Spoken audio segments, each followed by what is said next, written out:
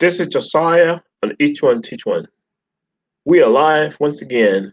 Today is a special edition, like I always do. I have a section where I talk about the China-African relationship. This is a topic that's very dear to me, and the reason why I talk about it is, as you guys well know, I talk to a lot of youths out of the continent on a regular basis, even those in the Caribbean and here in the U.S. as well. So I feel their need to reclaim what is theirs, and they are talking to me. And because of the dialogue that we have going back and forth, I've been able to understand certain things about them and what they really want. This topic that I'm about to talk about is Africa loses, China wins. So the situation is a sad one, as you guys well know. The situation with the blacks, including Africans and African descents that are in China currently. You guys very well know what they're going through, and none of the governments from any of the African countries said anything, not even from the diaspora, except for Arikana Chiwambori and few other PLO and the rest of them. And there's a lot of social media groups going back and forth talking about all this stuff, and I'm aware of some of them. So I still feel like we need to do a lot more stuff on this. There need to be some kind of organization going on here, or some kind of how should I put it? People need to realize what's going on and organize themselves. Okay, so there's a need for that. Okay, so look at the situation when Xi Jinping talks about the win-win situation for China and Africa. I almost want to ball out and laugh my head off.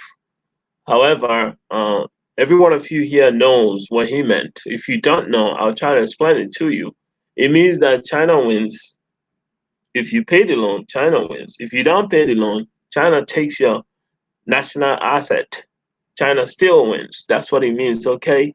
Now, what can we possibly do about this?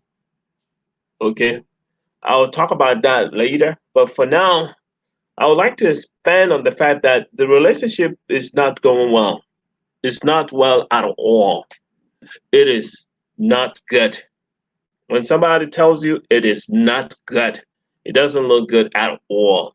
The China and the relationship with Africa, to the point on a global scale, has not been over 20 years or so.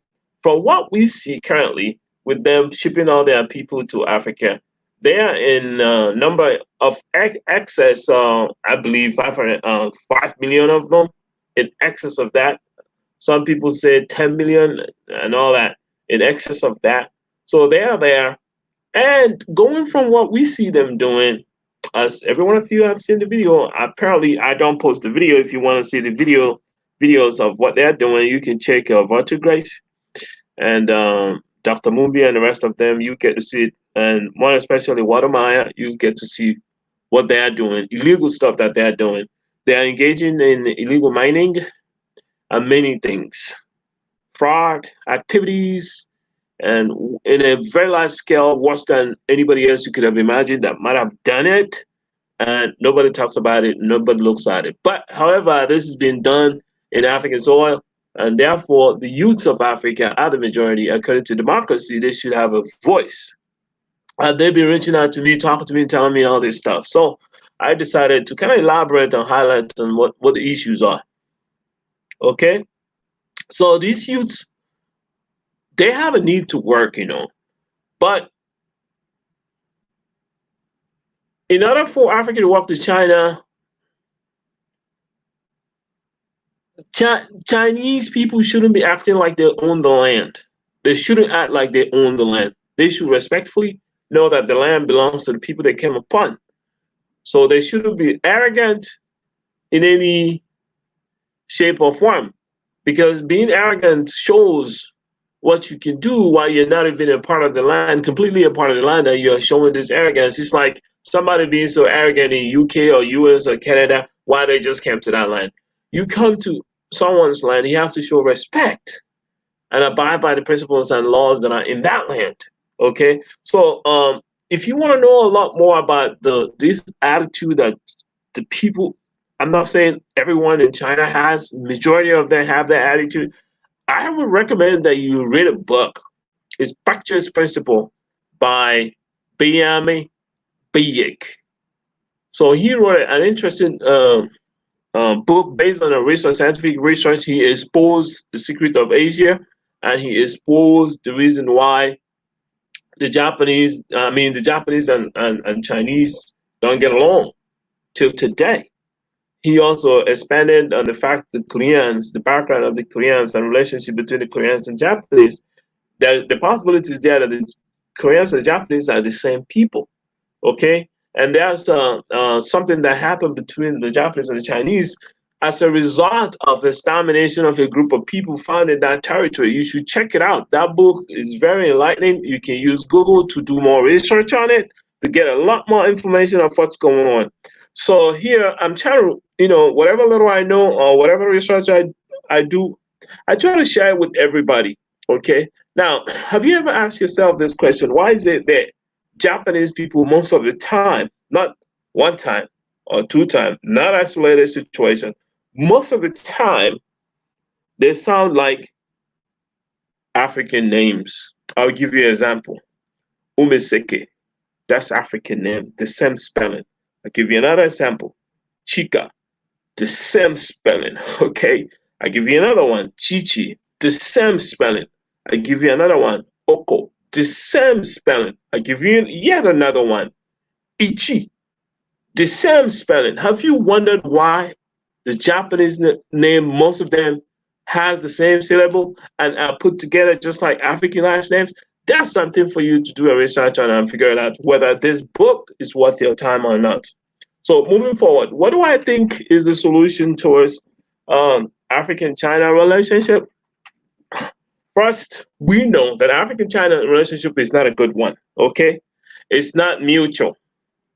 It's parasitic, meaning one party is milking the other. Okay, one is sucking the host. It's gonna suck the host till the host dies.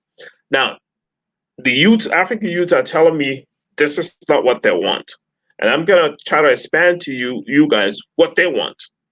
This is based on the conversation I've been having with them. Y'all know I throw these interviews on a regular basis. Okay, listen to this. So they're saying that they have to identify with lawyers, those lawyers that are currently suing the Chinese people, that they have a need to identify with such group that's progressive, and they want that particular group because they know they will cater for their interest on a global scale. They say they want to be able to organize themselves home and abroad so they can have a say. Okay. They also say that they are seeking direction that will empower them, not one that enslaves them. They're not stupid. They know what's going on, and they are telling me some of this stuff. So the youths are saying that they have that need to identify and align themselves with the right people to protect them. And they are saying that they need to address Chinese racism against African and African descent worldwide. So the news got to people's ears that Chinese are all over in the Caribbean or wherever there's black people, they are there, and they're doing the same thing. So the African youths are saying that there's the need to globally organize themselves and align themselves with this lawyers, those that are lettered in the law, to protect their interests, since their government are doing nothing. Number two, they are saying that they have a need for a conference. They want to be able to formally show their discontent and disgust of the situation that's happened both ways. So they're saying the disgusting situation from their government and the disgusting situation from the Chinese, both alike. They want to formally show that by having a conference around the globe. So this conference should be virtual or physical, either way. So they want the audience. Okay, they're clamoring for the audience. Number three. So they want to show their discontent of the Chinese character with submissions and appeals to both the international bodies like the African Union and the UN. Since their government are not doing anything, they want to go ahead and show this to the world. Okay, why? I asked them. They told me that this is because their life depends on it. They have the right to defend their land and to secure their future for as long as there's life in them. That's what I was told. So now they are going on to globally mobilize. They're gonna go on visit. They're gonna start by visiting the embassies of their countries globally, making the submissions, and they're gonna also. There's gonna be a protest in Chinese embassies all across the globe as well, and they're gonna do the same thing, and they're gonna address the appalling Chinese gesture. That's what the protest is gonna be about. Address the appalling Chinese gestures and the situation of African and African descendants being oppressed and racially discriminated against in China. Okay, so they call it racism against the Black Africans. Okay, so number 5, they are considering, after doing all this stuff, they hope that people will accept their wishes. After doing all this stuff, they are considering, it's possible they can consider a redress in revisiting the condition of China in Africa. So they're saying that there has to be a condition for China to remain in Africa if that's going to be possible. So they're saying that the Chinese presence in Africa does not in any way favor the youths. And the youths in Africa formulates about 1.2 billion in the population. The leading or elite class about 6,000 or so. Okay, so there's an unspoken strong feelings among the youths around the globe and around the whole idea of neocolonization. They don't want to hear that. They know and they suspect Chinese in Africa is not in their best interest. And they are vocal about it. Okay?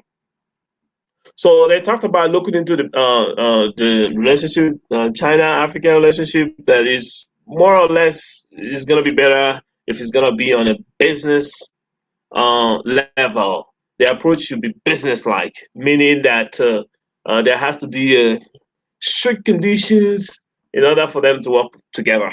So the African relationship of being a friend and all of that stuff, they're not buying it. Okay? They're saying that that relationship might not be a favorable one. They don't favor it. So African youths, they do not want to share their land with anyone else. They know that people get killed for colored water and how much more treasures on the land. So that's a short and easy way of getting wiped out when you want to share your land with people that need what's underneath your land. That's going to be a terrible experience if you don't have conditions around it. So they believe that China does not mean well for them, more especially because they bring their workers to Africa. Once they get a contract, they're getting all the contracts and they're being sidelined. And on top of that, they bring workers, skill sets that are locally available. They'll rather prefer to import those skill sets by bringing their people, and they bring materials, even little toothpicks and all the little stuff that could be manufactured locally. They bring it with them. Therefore, the African youths are jobless, while there are billion-dollar contracts all across the continent. This is a shameful act, and they need to be addressed. So they are looking at something like if the Chinese want the land, they are looking at um, to lease the land, just like the Ghana does it, but they're talking maybe lease the land for 5-10 years, no right to ownership. You just lease it for the service that you're giving to it, like it's not a certificate of ownership, but more like certificate of occupancy for a period of time. It has to be monitored on a regular basis, on a yearly basis, and fees have to be paid on a yearly basis. So the idea is to make it really hard for somebody that has a bad intention to remain there and reap the Africans off.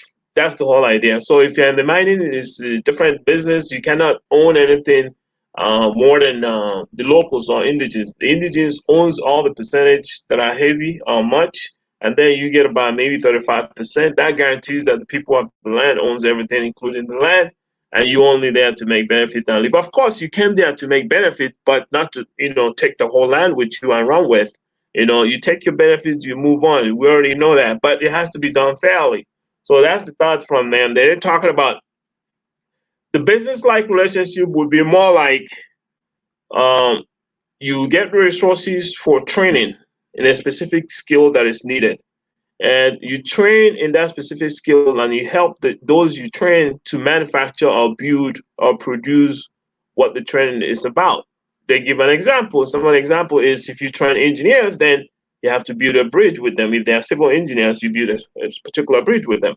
If you train computer scientists, you make certain software that are required to help the society with them. If you train computer engineers, you build computers with them, stuff like that. Not importing your product to us. So what you do is you show us the skill set, we give you natural resources that you need that is roughly equivalent to the market value.